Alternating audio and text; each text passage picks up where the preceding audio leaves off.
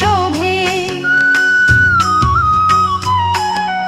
भस्म लावून आभाळी तमलुरेश्वर उभे जगी वीर शैव प्रचारक शिवयोगी शोभे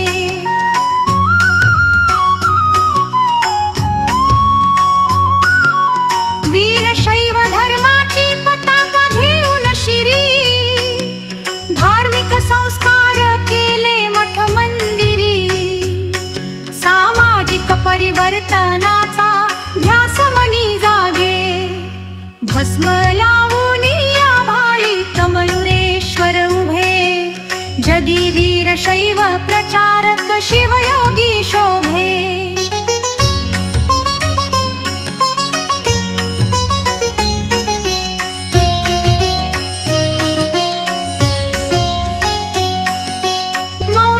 दिसे ईश्वरी अलौकिक काया हनुमाना परी हृदयी आहे आभाळ माया गुरु शिष्याचे जुळले असे अतूट धागे भस्म लावून आभाळी तमलुरेश्वर उभे जगी वीर शैव प्रचार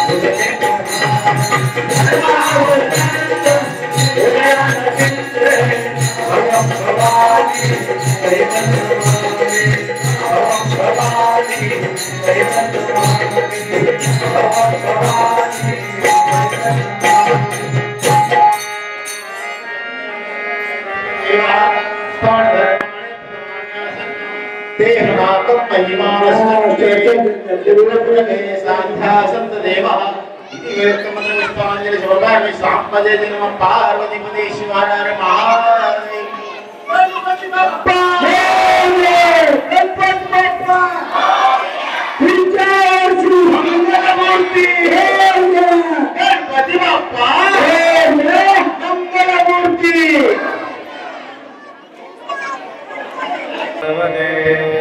हर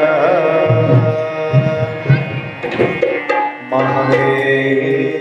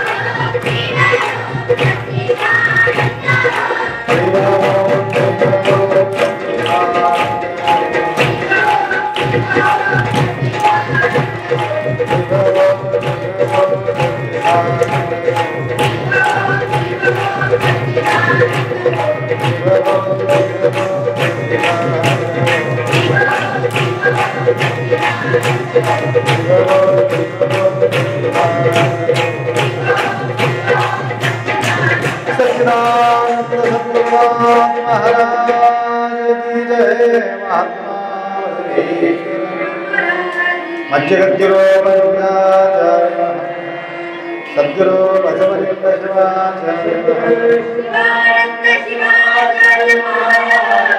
संतशिरोमणि मन्मस्वामी महाराज वैराग्यनिधि अक्कमादेवी माता श्री शिवलिंगेश्वर भगवान श्री विघ्नेश्वर भगवान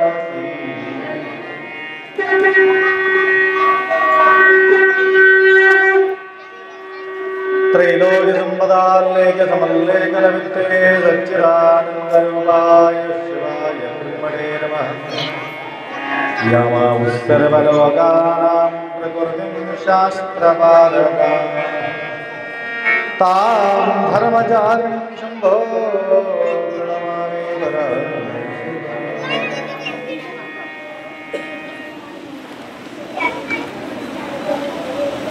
वागर्थविव संपृक्तो वागर्थ प्रतिपत्तये जगतपितरौ वंदे पार्वती परमेश्वरौ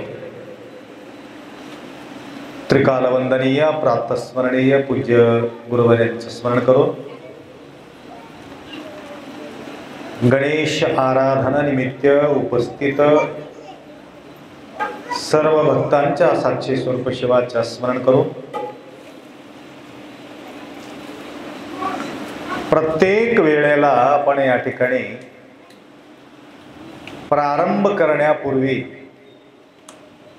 थोडासा हा भजन घेत असतो.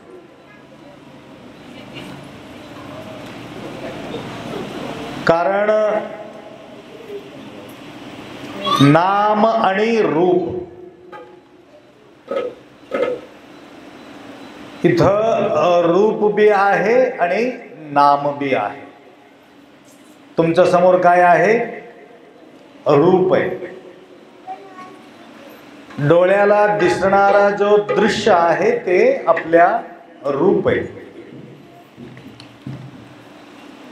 आणि त्यांच्या नाम बी आहे, त्यांच्या रूप बी आहे, त्यांच्या नाम बी आहे. निरंतर भक्ती करण्यापूर्वी नाम आणि रूप प्रप्रथम नाम घेण्याचा एकमेव कारण आहे. नाव घेतल्याबरोबर रूप समोर येते. येते की नाही? आईचं नाव घेतलं, आई समोर उभा राहते. इथं नाही आई आहे का? कोणाकोणाचं आई आहे, कोणाचं आई नसेल, माहेर सोडून तुम्ही इथं आला असेल, आई म्हटल्याबरोबर तुमच्या डोळ्यासमोर तुमच्या आई उभा राहते. आई हे नाव आहे. नाम आणि रूप. नंतर आई म्हटल्यानंतर त्यांच्या रूप येते. त्यांच्या नंतर काय येते तुम्हाला माहिती आहे का? त्यांच्या गुण आमच्या समोर येते. आई आम्हाचा एवढा सेवा करत होती, असं असं बोलत होती, म्हणून त्यांचं कार्य आपल्या समोर येते. ज्या प्रकारे निरंतर लौकिक व्यवहारामध्ये आईचं गुणगान, निरंतर आईचं स्मरण, आईचं ध्यान, म्हणजे तुम्हाला जन्म दिलेली आई. आई म्हटलं तर आता पुढे येणारे जगदंबा ते आई वेगळं आहे. तर तुम्हाला जन्म दिलेले आई इथं राहून माय इथं काय ऐकून घ्या, तुम्ही बी आई होणार आहे. इथं ऐका. तर तुम्ही ससुराल म्हणजे काय म्हणतात, सासरवाडी, सासरवाडीला येऊन या ठिकाणी राहून तुमच्या नवऱ्याचा ध्यान न करता, तुमच्या आत्याचा ध्यान न करता आणि तुमचा सासरांचा ध्यान न करता या ठिकाणी फक्त ध्यास तुमच्या आईचं राहिली समजा, काय होणार आहे माहिती आहे का? झगडा वाढणार नाही. आईचं गुण चांगलं असेल तर या ठिकाणी यांच्या घरामध्ये सुद्धा समाधान वाढणार आहे. परंतु तिथं राहणारे जे आई आहे त्यांचे विशेष गुण असायला पाहिजे.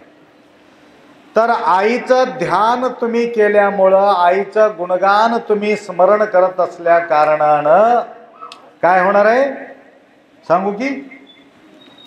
त्यांचं सगळं गुण तुमच्यामध्ये निर्माण होणार आहे. कोणाचं? आईचं. कशा करता? आईचा ध्यास लागल्यामुळं, आईचं कामाचे, आईचं गुणाचे, आईच्या रूपाचे स्मरण केल्याने या ठिकाणी सुद्धा तेवढा लांब असलेले आईचं गुण तुमच्या मनामध्ये निर्माण होते, तुम्हाला ते प्रवेश करते. त्या प्रकारे तुम्ही घरात क्रिया करत राहता. म्हणून या ठिकाणी आम्ही सुद्धा तत्पूर्वी काय करतो? भजन घेतो. भजन घेताना कोणाचं नाव घेतो? शंभूचं नाव या ठिकाणी आपण घेतो. भगवान भोलेनाथ शंभू त्यांच्या गुणगान घेतो. ऐकू लागले की ना सगळे? त्यांच्या गुणगान घेतो. वडिलाचा गुण, आईचा गुण, भावाचा गुण, नवऱ्याचा गुण, सासराचा गुण, सासूचा गुण, हे सगळे जे गुण आहे सीमित आहे. 100% त्यांच्याकडं प्युअर गुण नाही. 100%. परंतु आशुतोष भगवान भोलेनाथ शंभोकडे कसं आहे, आमच्याकडं 25%, 20%, 10%, 5% किंवा 2% किंवा 1%, काही लोकांजवळ बिलकुल टक्केवरीच नसते. म्हणून आम्हाला गुण किती पाहिजे पास होण्यासाठी? किती पाहिजे पास व्हायला? तुम्हालाच 35 तुम्ही गुण घेऊन पास झाल्यानंतर किती 7वी की 5वी? 8वी. 35% तुम्ही घेतला. हायस्कूलमध्ये तुम्हाला प्रवेश करायचा आहे. 8वी मला तर हायस्कूलच आहे वाटते. 7वी पास झाल्यानंतर हायस्कूलमध्ये तुम्हाला प्रवेश करायचा असेल तर काही स्कूलमध्ये काही लेकरांना फुकट घेतात, परंतु काही पोरांना फुकट तर सोडा, पैसा दिला तरी सुद्धा त्या लेकराला घेत नाही. कशा करता? आमचा शाळेचा नाव खराब होईल म्हणून. कारण एवढा टक्केवारी घेऊन एक लेकरू पास झालेले असं त्यांना वाटलं, म्हणजे कॉलेजचं नाव सुद्धा खराब होते. म्हणून त्या लेकराला प्रवेश त्या ठिकाणी मिळत नाही. 100% घेतलेले लेकराला तुम्ही फीस कमी दिलं तर बी चालेल, परंतु आमच्या शाळेमध्ये तुम्हाला दरवाजा खुला आहे, कधीही तुम्ही प्रवेश करू शकता. म्हणून त्या लेकराला तेवढं आपुलकी करतात. तसा संसारमध्ये सुद्धा तुम्हाला 100% गुण चांगला असेल म्हणजे कसं? गुण म्हणजे कसं? कोणता गुण? विशेष गुण असते. संसारामध्ये असो किंवा कुठल्याही पारमार्थिक असो, काही असो, गुण कसा पाहिजे? तुम्हाला समाधान पाहिजे असेल तर ते गुण पाहिजे. माय ऐकलं की नाही? तुम्हाला समाधान पाहिजे असेल तर तसलं गुण पाहिजे. तर कसलं गुण पाहिजे? दुसऱ्यांनी खाल्लेले बघून आनंद वाटायला पाहिजे. आम्हाला तसं होत नाही, पोटात इस्तू पडते. म्हणून आम्हाला समाधान कुठं मिळते? तुम्ही उपास राहायला पाहिजे, समोरचा माणूस मात्र समाधान. दुसऱ्याचा आनंद बघून, दुसऱ्याचा सुख बघून, दुसऱ्याचा वैभव बघून जो समाधान मानतो, समजून घ्यायचा त्या माणसाला त्यांच्याजवळ 100% गुण आहे म्हणून समजायचं. म्हणून भक्तांच्या सेवा, भक्तांचं गुणगान, जो ईश्वराचा जो ध्यान करतो त्या व्यक्तीला बघून ज्यावेळी आम्हाला आनंद वाटत असेल, ईश्वराला आनंद वाटते.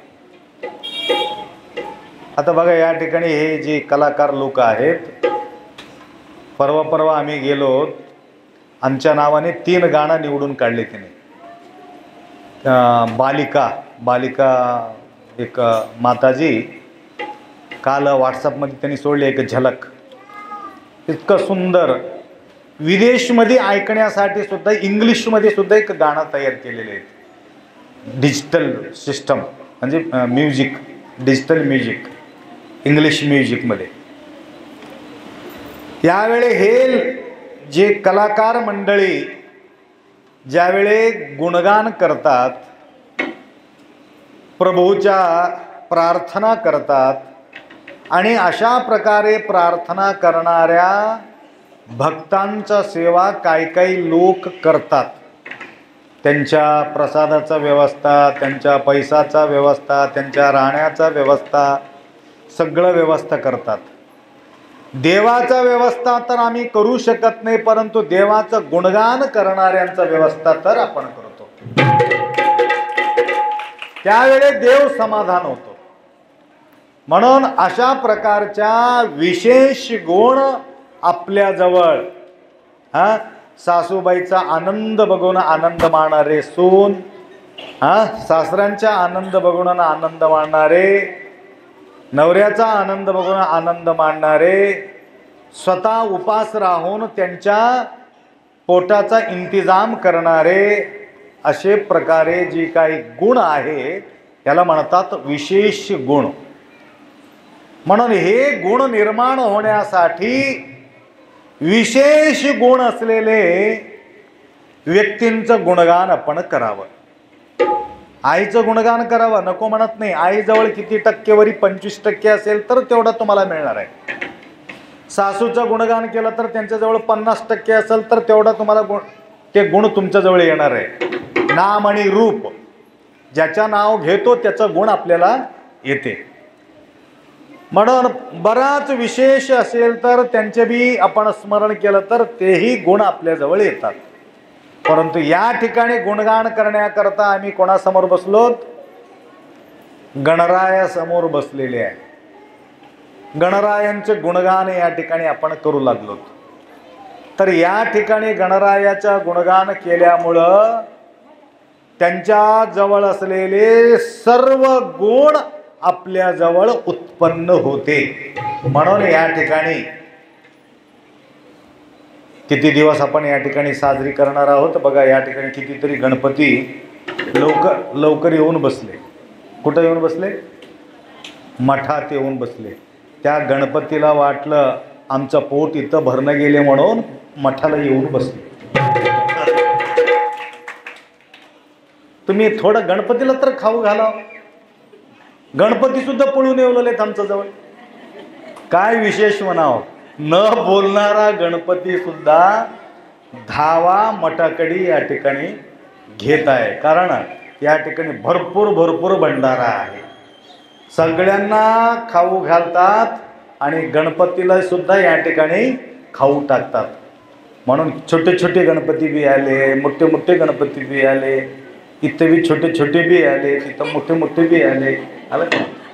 हे सगळे जिवंत गणपती आहे, हे जड गणपती आहे. आणि त्यांच्या नावानं आमचं पोट भरतो या गणपती लोकांची. आलं का लक्षात? म्हणून हे विशेष गुण या ठिकाणी फक्त खायला मिळत नाही. गणपतीला वाटलं मला सोडून महाराजाचा प्रवचन ऐकण्यासाठी हे लोक चाललेत, मला सुद्धा घेऊन जात नाही, म्हणून गणपती तुमच्या मागे लागून इच्छा आलेली आहे. बघा किती गुण आहे, विशेष गुण. गुरु महाराजांचं प्रवचन ऐकण्याचं आणि या ठिकाणचं दृश्य बघण्यासाठी ते गणराया या ठिकाणी त्यांच्या आगमन या ठिकाणी झालेले. त्यांच्या रूप नामानंत, रूप अनंत, अनंत त्यांच्या नाव अनंत आहे. गणपतीचं नाव एक नाव काय आहे? अनंत आहे. लक्षात. त्याकरता अनंत रूप धारण करून गणराया येतो. विशेष गुण त्यांच्याकडे असल्यामुळं आई सुद्धा त्यांच्या गुणाला प्रसन्न, वडील सुद्धा त्यांच्या गुणाला प्रसन्न, त्यांच्या भाऊ कार्तिक स्वामी सुद्धा त्यांच्या गुणाला प्रसन्न. अख्खा 33 कोटी देवी देवता सुद्धा या गणरायाचा गुणाला प्रसन्न आहे. म्हणून विशेष पूजा गणरायांचा होत असतो. विशेष पूजा करण्याचा एकमेव कारण आहे त्यांच्याजवळ विशेष गुण आहे. सर्व देवापेक्षा विशेष गुण आहे. म्हणून अशा प्रकारे विशेष गुण आम्हाला सुद्धा 100% गुण पाहिजे म्हणून त्यांच्या या ठिकाणी गुणगान करतो. लक्षात आलं का? तर एक गोष्ट तुम्हाला बोलतो. दुपारी मला प्रवचन करायला सोपं जाते. कशा करता माहिती आहे का? मला अभ्यास करायचं गरज नाही. पुस्तक उघडायला मला वेळ मिळत नाही. माझा समोर येणारे जे लोक आहेत ना, त्याला बघितले की एक प्रवचन तयार होते. एक व्यक्तीचा हिस्ट्री या ठिकाणी सांगत बसलो, आमचं 1 दिवसाचं प्रवचन बेफिकर. आता आज दुपारी आले होते, त्यांचं नाव घेत नाही मी, रडत बसले होते. परवा 3-4 महिना झाल्या वाटते त्यांचे लग्न होऊन. म्हणजे आतापर्यंत सगळ्याच्या गुणाबद्दल बोललो, आता विशेष गुणाबद्दल तुम्हाला बोलतो. उद्या बोलू की आजच बोलू? आजच. किती कान लावून ऐकलं बघा सगळं आपल्याकडंच. किती दिवस झाले होते लग्न होऊन? 3-4 महिन्यात तेवढा झाला. त्यांच्या सासूबाईचे विशेष गुण.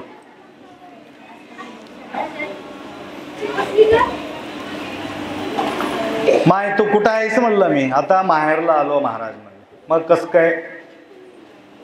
काय सांगावं, फार परेशान आहो मी म्हणलं. काय प्रॉब्लेम काय? का घर बरोबर नाही, RCC बिल्डिंग आहे. नवरा बरोबर नाही, छान नवरा आहे. सासू ते बी छान आहे, सासरा छान आहे. गाडी वगैरे पाहिजे का? गाडी बी आहे, बंगला बी आहे, सासू छान आहे, सगळा. प्रॉब्लेम काय? काही करंट नाही का घरी? लाईट बी आहे म्हणले. मग पंखा बी आहे. मग पाणीचा बोर बी आहे. मग अजून काय पाहिजे तुम्हाला? सगळं आहे, परंतु आमच्या सासूबाई बोर चालू करू देत नाही. कस काय म्हणलं? बाहेरचं पाणी आणावं लागते. बोर असताना काय खार पाणी आहे की बोरचं? नाही, भारापेक्षा घरचं पाणी गोड आहे. मग कारण काय नाही, करंटचं बिल येते म्हणून बाहेरचं पाणी आणायचं. ते घडलेलं घटना बोलतो तुम्हाला, नाव घेत नाही कोणाचं. मग अजून लवकर जेवा, लाईट बंद करायचं. लवकर जेवा, लाईट बंद करायचं. जेवताना सुद्धा लाईट बंद म्हणजे कसं काय बंद करायचं? करंट जळत, बिल जे असते. मग पंखा कसं करणार माय? पंखा तर अजिबात लावू देत नाही. मग कसं? सोयरे वगैरे आलं तरच वारा मिळते. बघ, कधी कुठं बघितलं का पुस्तकमध्ये, कुठं ग्रंथमध्ये सुद्धा तुम्हाला पाहायला मिळत नाही अशा प्रकारच्या गोष्टी. मी त्याला म्हटलं, ते बाईला म्हटलं, मग देवाला काय प्रार्थना करतेस तू? त्याने म्हटलं, आमच्या घरी दररोज सोयरे यावं म्हणून प्रार्थना करतो. कशा करता? आम्हाला पंखाचा वारा मिळते, लाईटचा उजाला मिळते आणि बोर चालू करायला वेळ मिळते. आता कसं सोयरे येणं गेले म्हणून माहेरला येऊन बसलो. लक्षात आलं का तुम्हाला? अशा प्रकारचे विशेष गुण असलेले लोक सुद्धा आपल्या या भूतलावरती महान व्यक्ती आहेत. आलं का लक्षात? म्हणून या ठिकाणी विशेष गुण माणसाजवळ हुडकणं म्हणजे फार कठीण आहे. म्हणून अशा लोकांच्या ध्यान तुम्ही करू नका. लक्षात आलं का? तुम्हाला कंजूसी व्हायचं असेल तर त्यांच्या ध्यान करा. लक्षात आलं का? म्हणून आपल्याला नाम आणि रूप विशेष गणरायांच्या या ठिकाणी देवी देवतांचं, कारण हे सगळं देवी देवतांचं आपण गुणगान का करतो म्हटलं, त्यांच्या जवळ असं होतं, माझं नुकसान झालं तर हरकत नाही, परंतु दुसऱ्यांना त्रास होऊ नये म्हणून जगलेले लोक आहे. म्हणून त्यांचे विशेष गुण, त्यांच्या गुणगान या ठिकाणी आपण करतो. अक्कमादेवीचा जय जयकार करतो, बसवण्णाचा जय जयकार करतो, गुरुमाऊलीचा जय जयकार करतो. हे सगळं जय जयकार कशासाठी? त्यांच्याकडे विशेष गुण. काय विशेष गुण? पहिले महाराजांचं कसं गुण तुम्हाला सांगतो. बराच वेळ तुम्हाला बोललो, पंक्तीला बसल्यानंतर सगळ्या लोकाला पंक्तीला घेऊन त्या ठिकाणी बसायचं आणि सगळ्याला तूप असेल तर स्वतः तूप खायचं, नाही तर स्वतःही सुद्धा तूप महाराज खात नव्हते. तर आम्ही जे मोदी बोलल्यासारखं आम्ही खात नाही, आम्ही खाऊ देत नाही म्हणल्यासारखं. तुम्हाला खाऊ देतो, परंतु आम्ही सुद्धा त्या ठिकाणी जास्त आपण त्यामध्ये खाण्यापिण्यामध्ये ते गुंतलेले नाही, परंतु गुरु महाराजांना दररोज एक छटाक तूप लागत होतं म्हणा. म्हणजे मी ऐकलो तसं, तूप असल्याशिवाय ते प्रसादाच घेत नव्हते. म्हणजे घेतलं तर घेतलं, सगळ्यांना भेटल्याशिवाय ते प्रसाद स्वीकार करत नव्हते. ह्याचा अर्थ सगळ्यांचा समाधान ही स्वतःचा समाधान मांडणे हे संतांचा भूमिका आहे. त्याकरता तुमच्यामध्ये सुद्धा तसं बसलेले संत या ठिकाणी पाहायला मिळतात. तुम्ही सुद्धा ज्यावेळी वाटून खाता म्हटलं तर समजून घ्यायचं तुम्ही एक प्रकारचे संत आहात. म्हणून समाधान, संताजवळ समाधान असणं फार महत्त्वाचं आहे. म्हणून असा हा विशेष गुण तुमच्याजवळ सुद्धा प्राप्ती व्हावे अशा प्रकारचे प्रार्थना करू. तेवढंच नाही, परवा आम्ही पुराण समाप्ती केलो की नाही? कुठं समाप्ती झाली? मठामध्ये कुठं? शिवलिंगेश्वर समोर. तुम्हाला आठवण आहे की नाही म्हणून विचारलं, कारण त्यावेळेला आम्ही प्रसाद वाटप करत होतो. थोडासा प्रसाद शिल्लक राहिले होते, ते बी गणपतरावजी मुळे विचार केला, थोडा आपा प्रसाद म्हटले, ठीक आहे घ्या म्हटलं. आणि प्रसाद घेतल्यावर एक विशेष व्यक्ती त्या ठिकाणी उपस्थित झाले आणि ते प्रसाद माझ्या हातामध्ये, आप्पा यांना द्या म्हणून देऊन टाक. ह्याला म्हणतात विशेष गुण. आपल्याला नसलं तरी बी चालेल, परंतु दुसरे व्यक्तींना माऊलीचा प्रसाद मिळावे हे भावना बाळगणे तर विशेष गुण आहे. तसा प्रकारच्या विशेष गुण उत्पन्न करून घ्या, तर आम्ही कधीतरी आमच्या जीवनात विकास त्या ठिकाणी होईल आणि प्रभू आमच्यावर प्रसन्न होईल एवढा अपेक्षा व्यक्त करतो. आणि नित्यप्रिय नियमाप्रमाणे या ठिकाणी वैभवाचा पूजा 1-2-3 भक्त या ठिकाणी केलेले आहेत. व तसेच उद्यापासून एक वेळ या ठिकाणी दिलेली आहे. 7:30 या ठिकाणी आरती प्रारंभ होईल. अशा प्रकारच्या सूचना आपल्या कार्यकर्त्यांनी आम्हाला या ठिकाणी सूचित केलेले आहे. तुम्हाला सुद्धा हे तुमच्यापर्यंत पोहोचावे हे वाणी म्हणून उद्या 7:30 वाजता म्हणजे 7:30 या ठिकाणी तुमचा सर्वांचा उपस्थिती असणं फार गरजेचे आहे. सांबजे नमः पार्वती हर हर हर हर हर हर